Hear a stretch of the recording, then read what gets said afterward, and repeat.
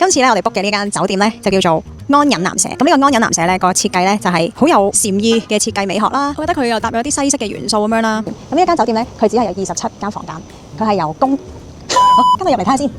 嗱，咁呢一間酒店咧，即係前身咧，佢係一個工業用途嘅一棟樓啦。咁佢咧就係改裝咗，就變成咗今時今日呢一間咁有藝術風格嘅酒店啦。咁而我哋咧喺 C Trip 嗰度 book， 仲送咗一個下午茶添。而呢一間酒店咧仲有2個好特別嘅 service 啦，包括咧第一個咧就係睡前助眠服務，咁佢就會俾一杯安神嘅茶俾你飲啦，跟住咧會喺呢個 pillow 嗰度咧就噴啲安眠嘅 mist， 令到你咧就好瞓啲啦。第二個服務就係特色沐浴儀式，咁佢咧就會幫你去 prepare for 一個 bubble bath 咁樣啦。好啦，我哋個下午茶嚟咯，我哋過去睇下先。入住呢一個安隱南舍最期待嘅儀式，咁咧就由呢一份下午茶開始啦。配翻一個熱茶，坐喺呢個庭園裏面，真係感受到好 warm 啊！食完下午茶 room tour 嘅時間 ，Welcome to my room。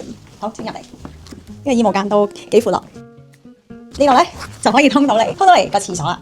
哦，仲有每一日咧都有一啲班啦，咁樣咧就可以咧去做一啲小手工。呢一個就係其中一樣可以做嘅一個小手工啦。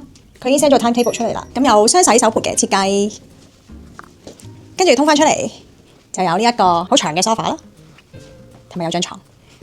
呢個對個仔媽瞓咗個靚覺之後，第二朝我哋就食早餐啦。安隱南舍嘅早餐咧，其實係其中一個呢一間酒店嘅一大亮點啊。因為咧有好多住客都評價呢一間嘅早餐咧係長沙酒店早餐嘅天花板啊，佢都係 made to order， 所有嘢咧都係現場即點即做，唔係預製菜嚟噶。佢嘅特別之處咧就係佢嘅用餐時間係會至到每一日下晝嘅12點鐘。如果你哋中意瞓到自然醒嘅話，呢一度就絕對啱你啦。食完個靚早餐，等我帶大家參觀下呢一度嘅套房啦。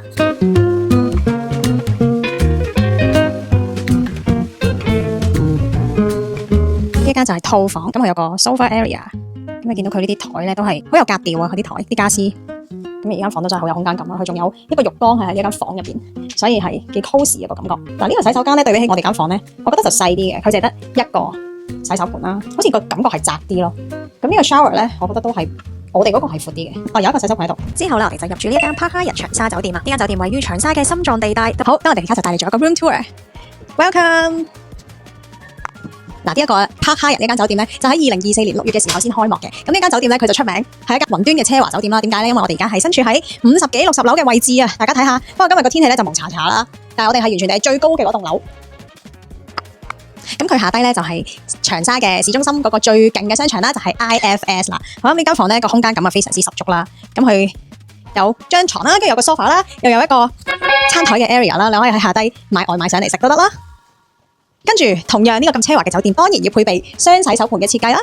And then 呢一個都係乾濕分離，有浴缸啦，同埋好大個 pool area。嗱，你睇下房間咧，其實都有好多唔同嘅畫啦，又有藝術品啦。睇呢度有一入門口就有個雕，一入門口就有個雕塑喺度啦。跟住仲有個 closet，